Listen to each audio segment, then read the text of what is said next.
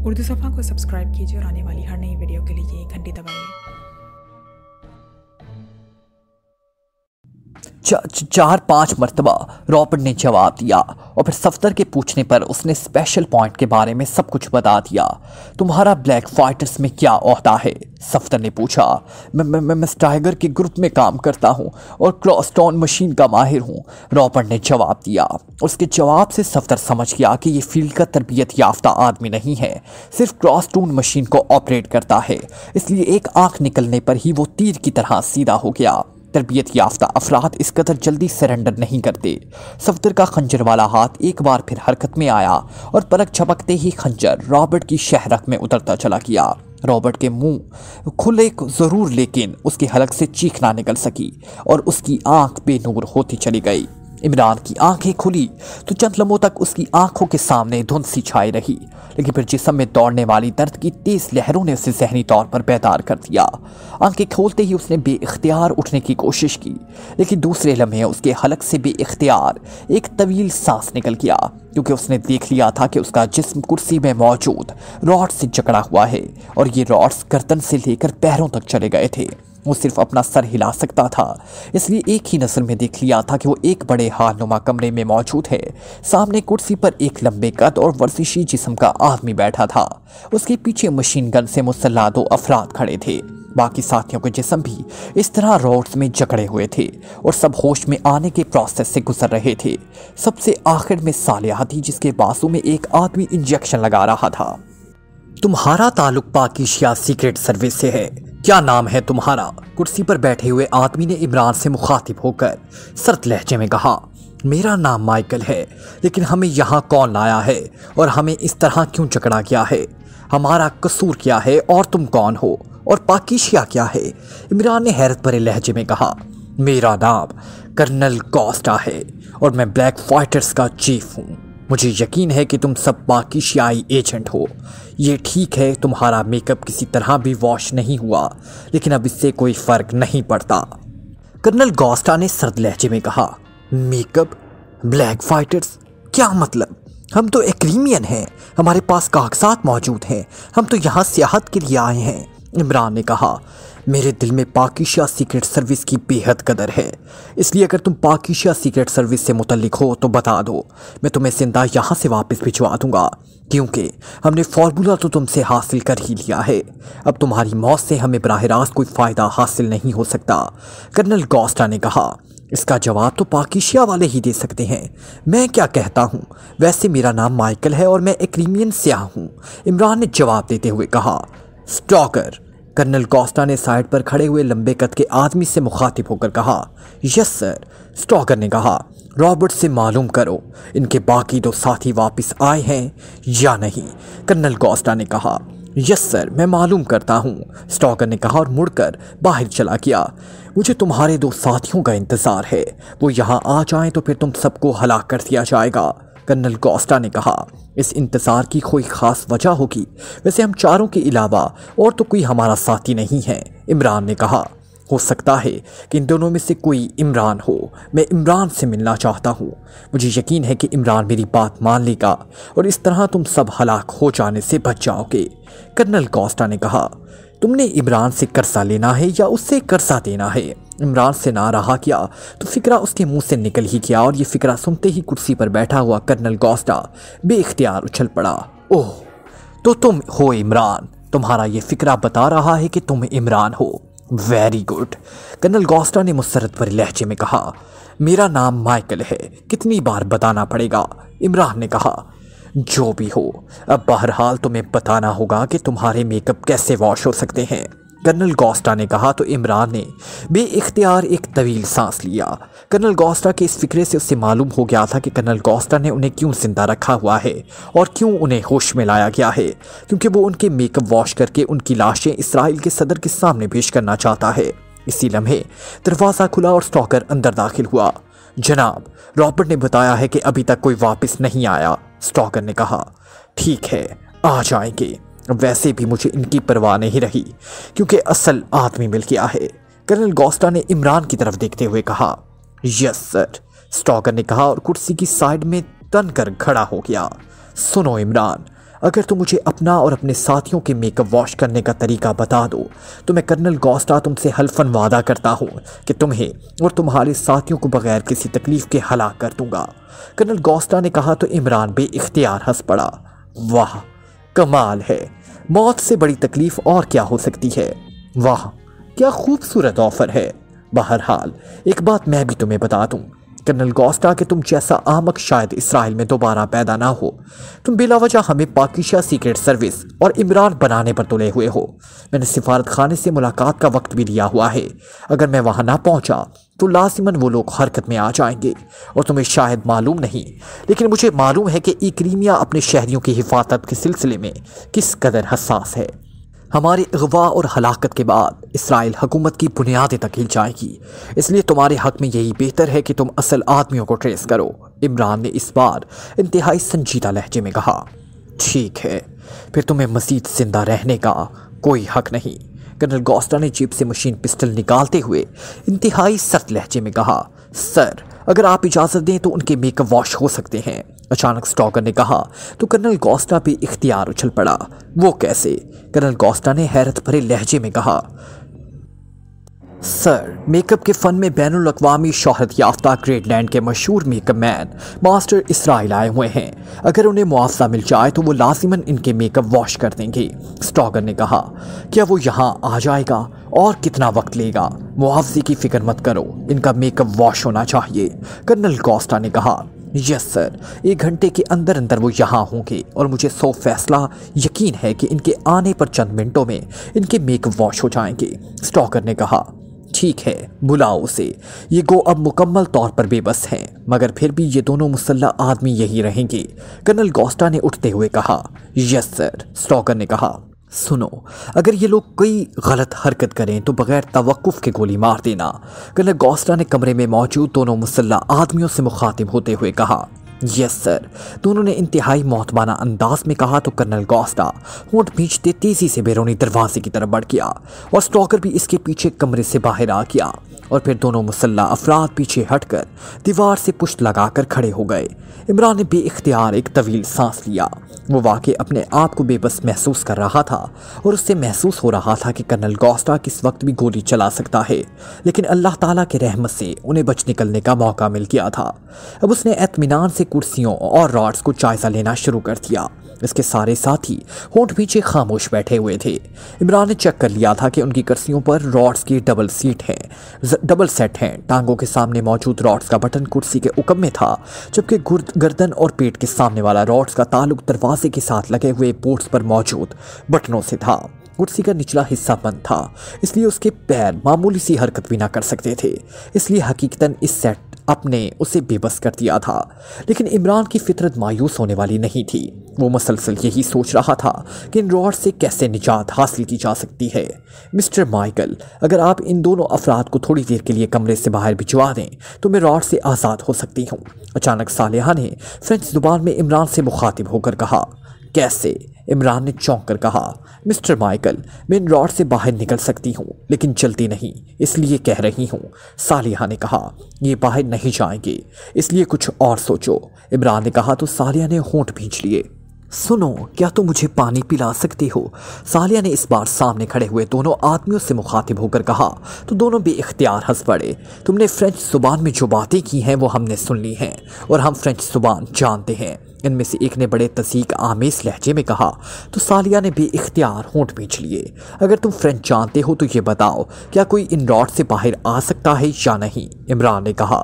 किसी सूरत भी नहीं निकल सकता, उससे गलत फहमी हुई है। इनमें से एक ने कहा। चलो ये आजमा ले, अगर ये बाहर आ जाए तो उसे वापस अंदर डालकर पानी पिला देना, और अगर ना निकल सके तो मेरी तरफ से इजाज़त है उसे गोली मार देना। इमरान ने चीख करने वाले अंदाज में कहा। ठीक है, हमें मंजूर है, दोनों ने कहा। लो दिया, अब तुम्हारी किस्मत के तुम पानी पीने में कामयाब होती हो या नहीं, इमरान ने मुस्कुराते हुए कहा। लेकिन उन्हें मुझे कुछ वक्त देना होगा, सालिहा ने कहा। ठीक है, हम तुम्हें 15 मिनट का वक्त देते हैं, कर लो कोशिश, इनमें से एक ने कहा। और दोनों का अंदाज बता रहा था, उन्हें 100% यकीन है कि सालिया बाहर ना आ सकेगी। और बिज़ाहिर नज़र भी ऐसा ही आता था, क्योंकि रॉड्स इस कदर टाइट थे कि टांगे किसी सूरत भी बाहर नहीं निकल सकती थी। ठीक है, सालिया ने कहा, और उसके साथ ही उसने अपने जिस्म को ऊपर की तरफ उठाना शुरू कर दिया। लेकिन थोड़ी सी कोशिश के बाद उसने बेइख्तियार एक तवील सांस लिया और जिस्म को ढीला छोड़ दिया। उसके चेहरे पर मायूसी के तासुरात उभर आए। ठीक है, मैं हार गई, तुम चाहो तो मुझे गोली मार दो और चाहो तो पानी पिला दो, सालिया ने एक तवील सांस लेते हुए कहा। तो दोनों मुसल्ला अफराद बेइख्तियार हंस पड़े। जाओ यार, उसे पानी पिला दो, बेचारी ने जान बचाने की कोशिश तो की है, एक ने दूसरे से कहा। दूसरा सर हिलाता हुआ दरवाजे की तरफ बढ़ गया। चंद लम्हों बाद वो दरवाज़ा खोलकर बाहर चला गया, जबकि एक मुसल्ला आदमी वैसे ही खड़ा था। कमरे में खामोशी थी। इमरान होंठ पीछे खामोश बैठा हुआ था, क्योंकि सालिया ने जो कुछ किया था वो इसकी समझ में ना आया था। वैसे उसने खुद देख लिया था कि उसका इन रॉड से निकलना तकरीबन नामुमकिन था। अब वो सोच रहा था कि इससे फौरी कुछ करना चाहिए कि कमरे का दरवाज़ा खुला और दूसरा आदमी अंदर दाखिल हुआ। उसके हाथ में पानी की एक बोतल थी। वो सालिया की तरफ बढ़ा और उसने उसके करीब जाकर बोतल का ढक्कन हटाया और पानी उसके मुंह लगा दिया। लेकिन सालिया ने सर को झटका दिया तो पानी की बोतल मुंह से हट गई और पानी इसकी गर्दन पर गिरा और कांधों और जिस्म पर बहता चला गया। इस आदमी ने यकलख्त बोतल सीधी की ही थी कि दूसरे लम्हे सालिया ने एक बार फिर सर को झटका दिया तो उसका सर सीधी होती हुई बोतल से टकराया और वो आदमी बोतल को गिरने से बचाने के लिए एक कदम पीछे हटा ही था कि यकलख्त सालिया के दोनों बाजू साइड से आगे की तरफ आए और उसके साथ ही उसका जिस्म इस तरह ऊपर को उठता चला गया जैसे चिकनी मछली हाथ की गिरफ्त से निकलती है। इसने दोनों हाथ रानों पर रखे हुए थे। ओह, ये क्या? दोनों ने चीख कर कहा और आगे बढ़ने ही लगे थे। यकलक सालिया ने कलाबाजी लगाई और उसके साथ ही बोतल वाला आदमी उसके दोनों पैरों की भरपूर सरब खाकर पीछे आने वाले आदमी से टकराया और वो दोनों नीचे गिरे ही थे कि सालिया उछलकर फर्श पर खड़ी हुई और उसके साथ ही वो बिजली की सी तेजी से झुकी, जबकि वो दोनों आदमी नीचे गिरते ही तेजी से उठने लगे थे और इनमें से एक की मशीन गन जो अचानक नीचे गिरने की वजह से उसके कांधे से निकलकर एक तरफ जा गिरी थी, सालिया ने चपट ली और उसके साथ ही सालिया ने उछलकर उठते हुए इस आदमी के सीने पर लात मार दी और फिर उछलकर 2 कदम पीछे हटी और दूसरे लम्हे रिट्रीट की आवाज के साथ ही उठने की कोशिश करते हुए दोनों आदमी चीखते हुए नीचे गिरे और बुरी तरह तड़पने लगे, जबकि सालिया बिजली की सी तेजी से दौड़कर दरवाजे की तरफ बढ़ी और उसने दरवाजे को अंदर से लॉक कर दिया। दोनों आदमी साकित हो गए। कमाल कर दिया सालिया, गुड शो, इमरान ने इंतहाई तहसीन आमेज लहजे में कहा तो सालिया मुस्कुराती हुई स्विच बोर्ड की तरफ बढ़ी और इसने बिजली की सी तेजी से वहां मौजूद सुर्ख रंग के बटन ऑफ करने शुरू कर दिए। बटन ऑफ होते ही इमरान और उसके साथियों के गिर्द मौजूद रॉड्स गायब हो गए, लेकिन इस लम्हे दूर से उन्हें फायरिंग की तेज आवाज़ें सुनाई देने लगी। यूँ महसूस हो रहा था जैसे 2 पार्टियों के दरमियान बाकायदा फायरिंग हो रही हो। खोलो, जल्दी करो, इमरान ने चीख कर कहा तो सालिया जो फायरिंग की आवाज़ें सुनकर रुक गई थी तेजी से आगे बढ़ी और उसने इमरान की कुर्सी के उकम में जाकर बटन प्रेस कर दिया। बटन प्रेस होते ही इमरान की टांगों के गिर्द मौजूद रॉड्स गायब हो गए। फायरिंग अब रुक गई थी। इमरान ने झुककर दूसरी मशीन गन उठा ली और तेजी से दरवाजे की तरफ बढ़ गया। उसने दरवाज़ा खोला तो दूसरी तरफ राहदारी थी, जबकि दूर से एक चीखती हुई आवाज़ सुनाई थी और इमरान ये आवाज़ सुनते ही समझ गया कि ये कर्नल कोस्टा की आवाज़ है। दूर से दौड़ते हुए कदमों की आवाज़ें भी सुनाई दे रही थी। इमरान दौड़ता हुआ आगे बढ़ता चला गया। राहदारी के इख्तिताम पर एक दरवाज़ा था जो खुला हुआ था। इमरान इस दरवाजे के करीब आकर एक लम्हे के लिए रुक गया। इधर ले आओ उन्हें, इधर, कर्नल कोस्टा की चीखती हुई आवाज़ सुनाई थी। आवाज़ इस कमरे की दूसरी तरफ राहदारी से आ रही थी, जबकि ये कमरा खाली था। इमरान तेज़ी से आगे बढ़ा और कमरा क्रॉस करके दूसरे खुले हुए दरवाजे पर पहुंच गया। दूसरी तरफ भी राहदारी नजर आ रही थी। इमरान तेज़ी से साइड पे हो गया क्योंकि राहदारी में दौड़ते हुए कदमों की आवाज़ें सुनाई दे रही थी और फिर 4 आदमी तेज़ी से दरवाजे के सामने से गुजरे। इनमें से 2 ने एक आदमी को उठाया हुआ था। उठाए हुए दोनों आदमियों को देखते ही इमरान का सहन भग से उड़ गया क्योंकि ये सफ्तर और कैप्टन शकील थे और दोनों जख्मी थे। उन्हें उठाकर ले जाने वाले आगे बढ़ गए तो इमरान तेजी से बाहर निकला और उसका रुख इस तरफ था जिधर सफ्तर और कैप्टन शकील को ले जाया गया था। लेकिन दूसरे लम्हे वो एक बार फिर वापस दरवाजे की ओट में हो गया। क्योंकि सफदर और कैप्टन शकील को उठा कर ले जाने वाले मुड़कर एक दरवाजे में दाखिल हो रहे थे और उनके मुड़ने की वजह से वो इनकी नजरों में आ सकता था। जब राहदारी में आहट खत्म हो गई तो इमरान एक बार फिर राहदारी में आया और तेजी से चलता हुआ इस दरवाजे की तरफ बढ़ गया। इनकी तलाशी ली है। कर्नल कोस्टा ने तेज आवाज सुनाई थी, बॉस, एक आदमी के कोट के अंदरूनी जेब से ये फाइल मिली है। एक दूसरी आवाज़ सुनाई दी तो इमरान बेइख्तियार उछल पड़ा। समझ गया था कि ये फाइल पाकिस्तानी फार्मूले की है, क्योंकि सफदर और कैप्टन शकील को इसने लिटिल बर्ड फार्मूला हासिल करने के लिए भेजा था। वो बिजली की सी तेजी से आगे बढ़ा और उसके साथ ही उसकी मशीन गन ने गोलियां उगलने शुरू कर दी। कुर्सी पर बैठा हुआ कर्नल कोस्टा और उसकी साइड पे खड़े हुए चारों मुसल्ला आदमी गोलियां खाकर चीखते हुए नीचे गिरे। इसी लम्हे राहदारी में दौड़ते हुए कदमों की आवाजें सुनाई थी। कोठी को चेक करो और जो नजर आए उड़ा दो, इमरान ने अंदर से चीखते हुए कहा, क्योंकि वो समझ गया था कि आने वाले इसके साथ ही हैं। और फिर वो तेजी से आगे बढ़ा और उसने एक तरफ गिरी हुई फाइल उठा ली। इमरान ने एक नजर फाइल को देखा, फिर उसे तह करके जेब में डालकर वो फर्श पर पड़े हुए सफदर और कैप्टन शकील की तरफ बढ़ गया। इसराइल के प्रेसिडेंट हाउस के स्पेशल मीटिंग रूम में कर्नल डेविड, मिलिट्री इंटेलिजेंस के चीफ कर्नल स्वॉट और ब्लैक फाइटर्स के मेजर स्मिथ खामोश बैठे हुए थे। इन सब के चेहरे लटके हुए थे। थोड़ी देर बाद मीटिंग हॉल का दरवाज़ा खुला और सदर और उनके पीछे वजीर आजम अंदर दाखिल हुए तो वो तीनों उठकर खड़े हो गए और फिर तीनों ने ही उन्हें सैल्यूट किया।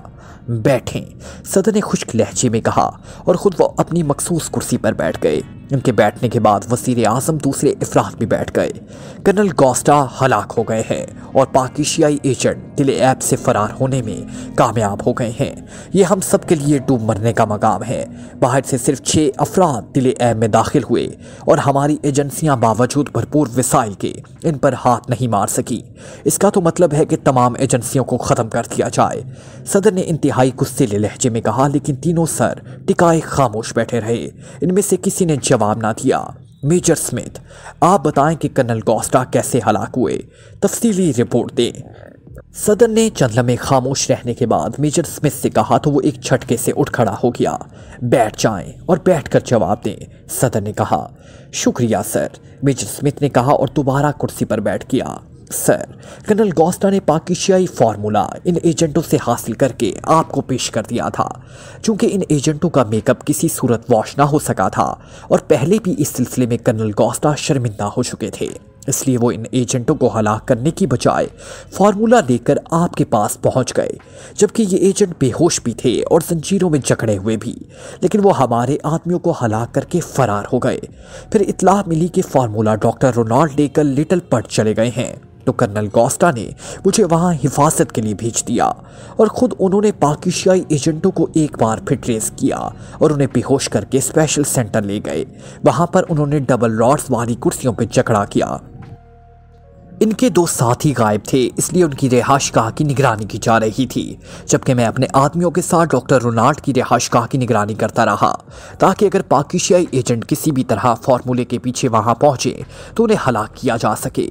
फिर अचानक मुझे इत्तला मिली कि स्पेशल पॉइंट पर कर्नल कोस्टा और ब्लैक फाइटर्स के तमाम आदमियों को हलाक कर दिया गया है, तो मैं अपने साथियों को छोड़कर वापस आ गया और हमने एक बार फिर इन एजेंटों की तलाश शुरू कर दी, लेकिन अभी तक वो ट्रेस नहीं हो सके। जबकि वो लिटिल बर्ड भी नहीं पहुंचे। वहां से डॉक्टर रोनाल्ड फार्मूला लेकर वापस रेड लेबॉर्ट्री चले गए तो हमारे साथी वापस आ गए। फिर आपकी कॉल पर मैं यहां हाजिर हुआ हूं, मेजर स्मिथ ने इंतहाई मौतबाना अंदाज में रिपोर्ट देते हुए कहा। कर्नल कोस्टा को मैंने शुरू में ही ये बात बता दी थी कि उन्हें एक लम्हे का भी मौका दिए बगैर हलाक कर दिया जाए। सदर ने गुस्सेले लहजे में कहा, जनाब, 2 बार उन्होंने आपकी हिदायत पर अमल किया और इत्तला मिलते ही कोठियों को मिसाइलों से उड़ा दिया, लेकिन पहली कोठी खाली मिली, जबकि दूसरी कोठी से जली हुई हड्डियां दस्तयाब हुई, लेकिन वो भी इन पाकिस्तानी एजेंटों की नहीं थी। इसलिए पहले उनके मेकअप वॉश करने की कोशिश की गई, लेकिन उनका मेकअप जदीद तरीन मेकअप वॉशर से भी वॉश ना हो सके। मेजर स्मिथ ने जवाब दिया, कर्नल डेविड, आपकी एजेंसी हमेशा की तरह इस बार भी नाकाम रही है। क्यों? सदर ने इस बार कर्नल डेविड से मुखातिब होकर कहा, जनाब, इस बार टारगेट बराह रास्त ब्लैक फाइटर्स को दिया गया था। इसके बावजूद हमने मुसलसल कोशिश की और मैं जख्मी होकर अस्पताल पहुंच गया। अलबत्ता मैंने भी GP5 का दस्ता लिटिल बर्ड भेजा था ताकि कम अज़ कम फार्मूला तो महफूज रहे। और फार्मूला बच गया है और पाकिस्तानी एजेंट इस बार कामयाब वापस जाने की बजाय नाकाम वापस गए हैं और ये शायद पहला मौका है कि इस बार वो कामयाब नहीं हो सके। कर्नल डेविड ने जवाब दिया, हाँ, ये बात वाकई हमारे हक में जाती है कि ये पहला मौका है कि पाकिस्तानी एजेंट नाकाम वापस गए हैं। सदर ने कहा, जनाब, क्या ये बात साबित हो गई है कि वो वापस चले गए हैं? खामोश बैठे हुए वजीर आजम ने कहा, हाँ, अली इमरान ने मुझे फ़ोन करके कहा था कि कर्नल गोस्टा और उसके आदमियों ने उसे और उसके साथियों को जख्मी कर दिया है और वो एक बार फार्मूला हासिल करने के बावजूद दोबारा उसे खो चुका है, इसलिए फौरी तौर पर वो फार्मूले के पीछे नहीं भाग सकते, इसलिए वो इसराइल से वापस जा रहे हैं और उसने धमकी दी है कि अगर इस फार्मूले पर काम किया गया तो वो दोबारा इसराइल आएगा। सदर ने कहा, मेरा ख्याल है कि ये सिर्फ धमकी है, जब वो पहले उसे हासिल नहीं कर सके तो अब कैसे करेंगे? वज़ीर आज़म ने कहा, हो सकता है कि वो वापस पाकिस्तान जाने के बजाय कब्र से ही वापस आ जाएं, इसलिए मैंने फैसला किया है कि हम हर सूरत में चौकन्ना रहें। सदर ने कहा, जनाब, आपने चेक कराया है कि फार्मूला महफूज है? मिलिट्री इंटेलिजेंस के चीफ ने कहा तो सब पे इख्तियार चौंक पड़े। हाँ, फार्मूला डॉक्टर रोनाल्ड के पास था और डॉक्टर रोनाल्ड फार्मूला लेकर लिटिल पट चले गए। वहाँ वो पाकिस्तानी एजेंट पहुँच ही ना सके। इसके बाद डॉक्टर रोनाल्ड फार्मूले समेत वापस लेबॉर्ट्री में पहुँच गए और उन्होंने मुझे कॉल करके बताया कि फार्मूला महफूज है। सदर ने जवाब देते हुए कहा, ब्लैक फाइटर्स के कर्नल गोस्टा की जगह मेजर स्मिथ को दे दी जाए ताकि ये इन पाकिस्तानी एजेंटों के खिलाफ काम करते रहें। वज़ीर आज़म ने कहा, ओके मेजर स्मिथ, आपको कर्नल गोस्टा के ओहदे पर तरक्की देकर ब्लैक फाइटर्स का सरबराह बनाया जाता है। आप अब कर्नल रैंक पर होंगे, अहकामात पहुंच जाएंगे, लेकिन आपने इस वक्त तक, जब तक फार्मूले पर काम फाइनल ना हो जाए, इंतहाई होशियार और मोहतात रहना है। सदर ने कहा तो मेजर स्मिथ ने उठकर बाकायदा सैल्यूट किया। उसके चेहरे पर मुसरत के तासुरात उभर आए। कर्नल डेविड, आपने भी होशियार और मोहतात रहना है। सदर ने कर्नल डेविड से मुखातिब होकर कहा, यस सर। कर्नल डेविड ने जवाब दिया, ओके, मीटिंग बर्खास्त की जाती है। सदर ने उठते हुए कहा, लेकिन उसी लम्हे मेज पर पड़े हुए सुर्ख रंग के फ़ोन की घंटी बज उठी तो सदर के साथ साथ वज़ीर आज़म और बाकी सब अफराद भी चौंक पड़े। कोई इमरजेंसी कॉल है, सदर ने कहा और दोबारा कुर्सी पर बैठ गए। उन्होंने हाथ बढ़ाकर रिसीवर उठाया। यस, सदर ने अपने मखसूस लहजे में कहा, रेड लेबॉर्ट्री से डॉक्टर रोनाल्ड की कार है जनाब, वो टॉप इमरजेंसी में आपसे बात करना चाहते हैं। दूसरी तरफ से इंतहाई मौतबाना लहजे में कहा गया, ओह, कराओ बात। सदर ने चौंक कर कहा और उसके साथ ही उन्होंने लाउडर का बटन प्रेस कर दिया। हेलो जनाब, मैं डॉक्टर रोनाल्ड बोल रहा हूँ।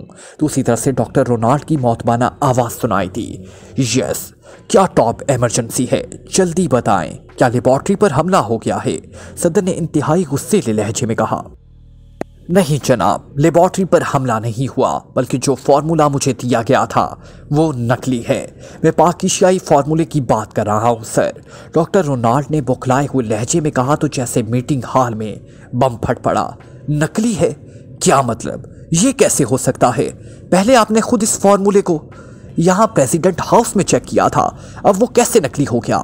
सदर ने अपने मनसब की परवाह किए बगैर चीखते हुए कहा, जनाब, इस वक्त वो असली फार्मूला था, लेकिन अब जब मैंने जाकर लेबॉर्ट्री में उससे चेक किया था कि इस पर काम शुरू किया जा सके तो इस फार्मूले के आखिरी 2 सफ़ात जिन पर असर फार्मूला था वो नकली हैं और ये एक आम मिसाइल के फार्मूले के बारे में है और इन 2 सफ़ात के बगैर ये फार्मूला किसी काम का नहीं।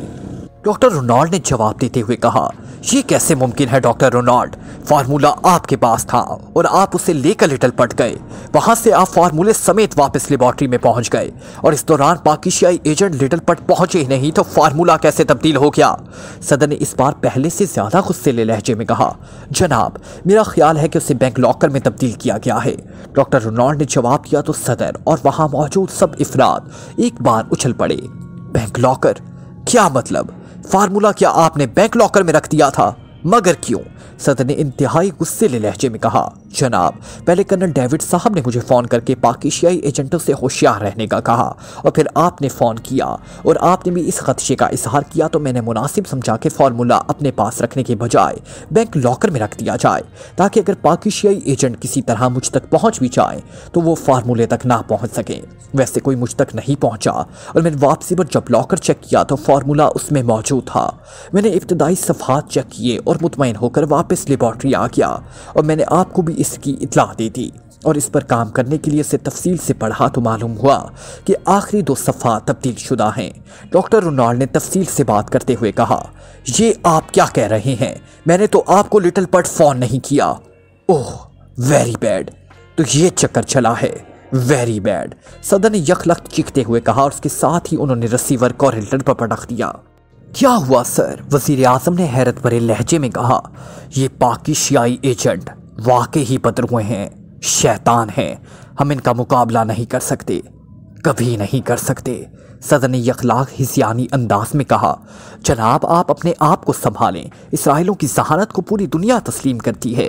वजीर आजम ने कतरे नाराज लहजे में कहा, हाँ करती है, सारी दुनिया तस्लीम करती है, लेकिन ये शैतान, ये बदरुए, ये पाकिस्तानी एजेंट हर बार इसराइल को शिकस्त दे जाते हैं। मैं इनकी बात कर रहा हूँ। सदर ने होंठ चबाते हुए कहा, यह कैसे मुमकिन है? पाकिस्तानी एजेंट तो लिटिल पट गए ही नहीं। वजीर आजम ने कहा, यही तो शातिराना चाल खेली है उन्होंने, और इस चाल से हम मार खा गए। मैं सारा खेल समझ गया। इस इमरान को यह महारत हासिल है कि दूसरों की आवाज़ और लहजे नकल कर सकता है। इसको किसी तरह मालूम हो गया कि फार्मूला रोनाल्ड के पास है और डॉक्टर रोनाल्ड लिटिल पट में है। उसने मेरी आवाज़ और लहजे की नकल करते हुए रोनाल्ड को फ़ोन करके ख़तरे का इजहार किया और यकीनन उसने मेरी आवाज़ में उसे मशवरा दिया होगा कि फार्मूले की हिफाजत इस अंदाज में की जा सकती है, उसे बैंक लॉकर में रख दिया जाए। और डॉक्टर रोनाल्ड ने जाहिर है मेरा हुक्म तो मानना ही था, इसलिए उसने ऐसा ही किया। और GP5 और ब्लैक फाइटर्स डॉक्टर रोनाल्ड की हिफाजत करती रही, जबकि वो बैंक लॉकर से आसानी से फार्मूला ले उड़े।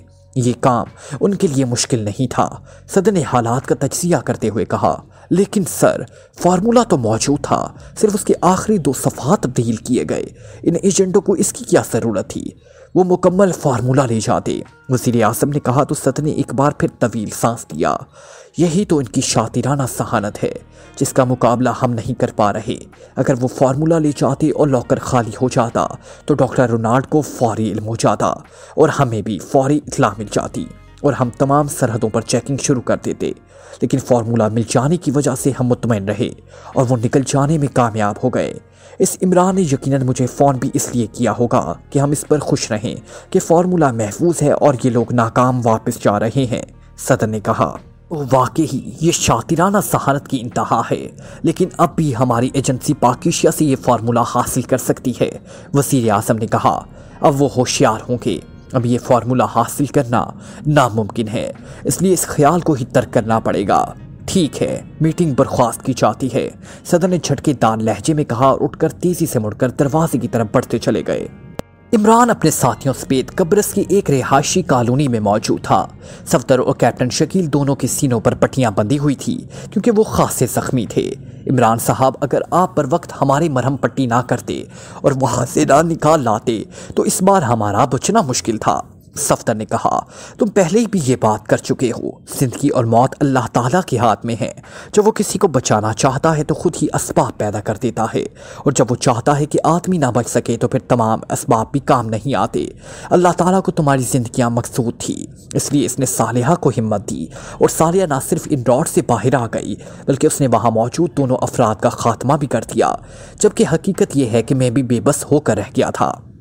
इमरान साहब की बात दुरुस्त है, हर काम अल्लाह ताला की मेहरबानी से होता है। मैंने महसूस कर लिया था कि बाजुओं से ऊपर गर्दन तक के राड्स पूरी तरह बंद नहीं हैं और वो आसानी से खुल सकते हैं। शायद इनमें कोई फ़नी नुक्स था।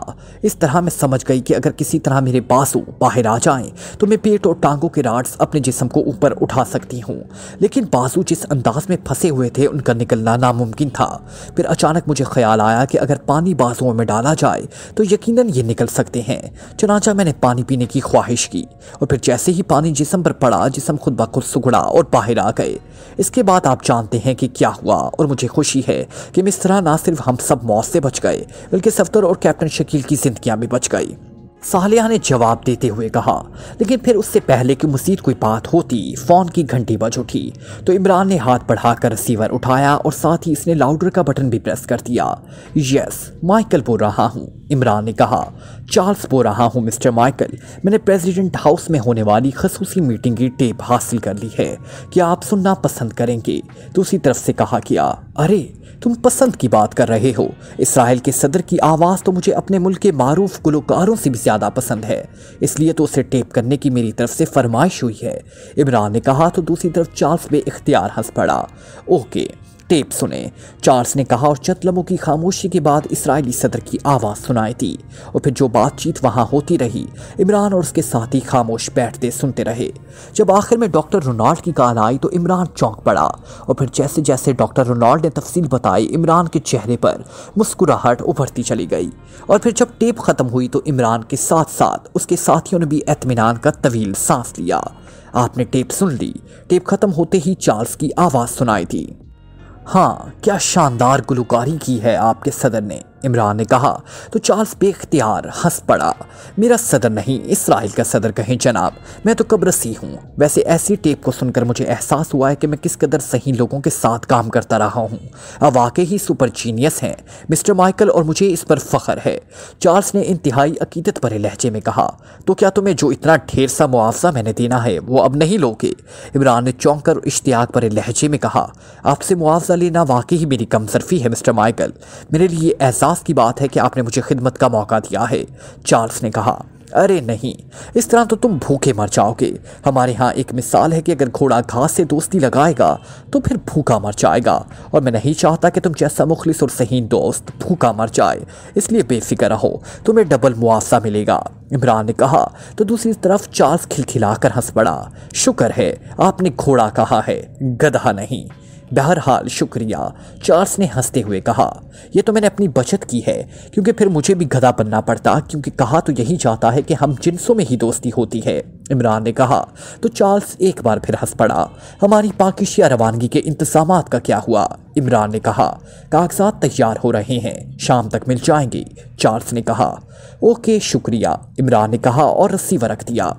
इसराइल का सदर सच कह रहा था कि तुम्हारा मुकाबला नहीं किया जा सकता, जूलिया ने बड़े तहसीन आमीज़ लहजे में कहा। इसराइल के सदर बेचारे को क्या मालूम कि एक साहब ऐसे हैं जो मुस्तकिल मुकाबले में जमे हुए हैं, इमरान ने कुन आंखों से तनवीर की तरफ देखते हुए कहा। तो सब बेइख्तियार हंस पड़े। तुम्हारी जहानत का वाकई ही मुकाबला नहीं किया जा सकता, ये बात तय है, तनवीर ने मुस्कुराते हुए कहा। इसी सहाना ने तो अब तक कुंवारा रखा हुआ है। वैसे एक मशहूर कौल है कि अगर रोज़ी अकल की बुनियाद पर तकसीम की जाती तो सारी अहमक भूखे मर जाते, और इस तरह अगर शादी सहानत की बुनियाद पर होती तो सारे बेवकूफ़ कुंवारे होते तुम्हारी तरह, इमरान ने कहा। तो कमरा एक बार फिर कहकों से गूंज उठा। इमरान साहब, आपने फार्मूला पाकिस्तान भिजवा दिया है या नहीं, अचानक सफदर ने कहा। हाँ, यहाँ पहुँचते ही सबसे पहले मैंने यही काम किया था, इमरान ने कहा। तो सबने इत्मीनान भरे अंदाज में सर हिला दिए। इमरान साहब, आपने फार्मूला बदला है, दूसरे फार्मूले के कागजात आपको कहाँ से मिले, और आप तो लिटिल पट गए ही नहीं, फिर तब्दील शुदा फार्मूला लाकर मैं कैसे पहुँच गया, कैप्टन शकील ने कहा। तो सब बेइख्तियार चौंक पड़े। अरे हाँ, वाकई मुझे तो इसका ख्याल ही नहीं आया, और तुम तो मुस्तकिल हमारे साथ रहे हो, जूलिया ने कहा। यह काम चार्ल्स ने अंजाम दिया है, इमरान ने जवाब देते हुए कहा। इमरान साहब, इस बार आपने तमाम काम चार्ल्स के जरिए करवाया है। इन साहब का हदूद राबिया क्या है, सफदर ने कहा। ये फ़लस्तीनी है और मज़हबन ईसाई है, लेकिन इसके बचपन के हालात कुछ ऐसे हैं कि ये यहूदियों से दिली नफरत करता है, और उसने कब्रस और इसराइल में इंतहाई मुनज़्ज़म मुखबरी का नेटवर्क कायम किया हुआ है, और इस नेटवर्क को फ़लस्तीनी तंजीमें इस्तेमाल करती हैं। चार्ल्स के बारे में टिप मुझे एक फ़लस्तीनी तंजीम के लीडर ने दी थी, और उसने चार्ल्स को फ़ोन करके कह दिया था कि वो हमारे साथ तामुन करे, और तुमने देखा कि चार्ल्स ने वाकई ही हर कदम पर हमसे तामुन किया, इमरान ने कहा। तो सबने असबात में सर हिला दिए। इमरान साहब, आप कर्नल डेविड को हमेशा जिंदा छोड़ देते हैं, जबकि आपने कर्नल गॉस्टा को हलाक किया। इसकी क्या कोई ख़ास वजह? क्योंकि जो कुछ आप कर्नल डेविड के बारे में कहते हैं वही कुछ कर्नल गॉस्टा के बारे में भी तो कहा जा सकता है, सालेहा ने कहा। कर्नल डेविड जज्बाती और मुश्तिल मिजाज आदमी है, ऐसे आदमी को आसानी से हैंडल किया जा सकता है और उसकी जज्बातियत से फ़ायदा भी उठाया जा सकता है, लेकिन कर्नल गॉस्टा डेविड से मुख्तलिफ आदमी है, और इसने 3 बार हमें ट्रेस करके गिरफ्तार कर लिया था। वो तो हमारी किस्मत अच्छी थी कि हम बच गए, इसलिए ऐसे आदमी का खातिमा ज़रूरी था, इमरान ने जवाब देते हुए कहा। वैसे मेरा ख्याल था कि कर्नल गॉस्टा की मौत के बाद ब्लैक फाइटर्स को ख़त्म कर दिया जाएगा, लेकिन ऐसा नहीं हुआ, सफदर ने कहा। ब्लैक फाइटर्स ने वाकई ही इस बार हमारे खिलाफ कई मर्तबा कामयाबी हासिल की है जो आज तक GP5 भी हासिल नहीं कर सकी, और इसराइल के सदर इस बात को समझते हैं, इसलिए उन्होंने ब्लैक फाइटर्स को कायम रखा है, इमरान ने कहा। तो सबने इस बात में सर हिला दिए।